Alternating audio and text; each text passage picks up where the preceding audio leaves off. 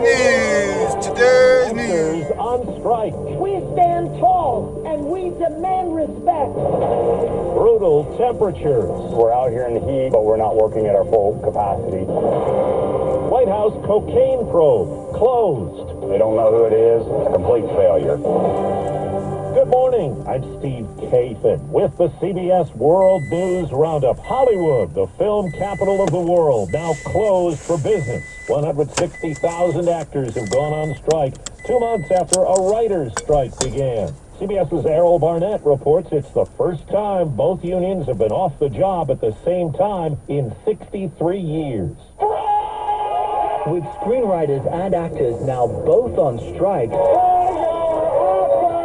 Hollywood is at a standstill. We are the victims here. SAG-AFTRA President Fran Drescher says studios are ignoring enormous shifts in the industry and in the economy. You cannot change the business model as much as it has changed and not expect the contract to change too. The union's main sticking points include limiting how artificial intelligence can be used, along with increased pay and residuals from streaming services, where SAG-AFTRA claims its members are missing out on millions. But the studios say streaming has affected their bottom line as well. In the first quarter of 2023, Disney streaming services lost the company more than $1 billion. More parts of California are now joining Arizona and Texas in the deadly triple-digit heat zone. Here's CBS's Danya Backus. This weekend will bring the hottest weather of the year, with desert areas expected to reach a scorching 120 degrees.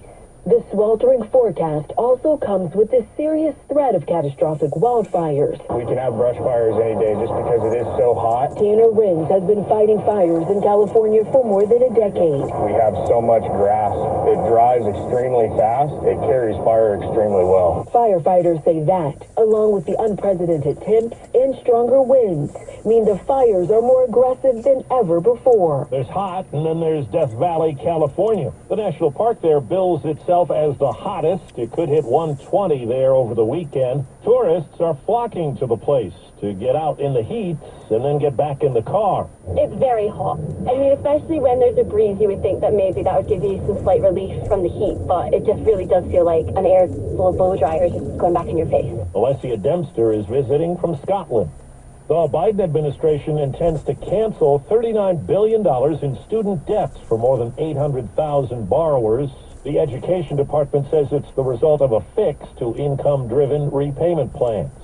Well, it's in Diet Coke and other drinks, even in some chewing gum, the artificial sweetener aspartame. The World Health Organization's cancer agency now labels it a possible cause of cancer, but a separate group looking at the same evidence says the sugar substitute is safe. Mary Schubauer-Barrigan heads up the panel that delivered the new findings. This is really more a call to the research community to try to better clarify and understand the carcinogenic hazard that may or may not be posed by aspartame consumption. An Iowa judge will be asked today to postpone the state's new ban on most abortions after 6 weeks of pregnancy, just around the time Republican Governor Kim Reynolds signs it into law. Republicans have criticism and questions after the Secret Service wrapped up its investigation of the baggie of cocaine found at the White House. No DNA, no fingerprints, no revealing images, no suspects. House Speaker Kevin McCarthy. How can, in the White House, 24/7 security, they find cocaine, but now they just close the investigation? Police in New York have a person in custody in connection with the unsolved murders of at least 10 women whose bodies were found on Long Island's Gilgo Beach more than a decade ago.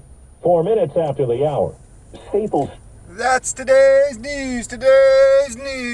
I didn't hear any good news, did you? I didn't think so. I guess it's all about perspective. The glass is half full.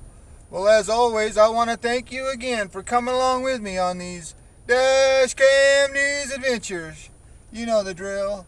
Peace, love, and all that hippie jazz. Bye-bye, everybody.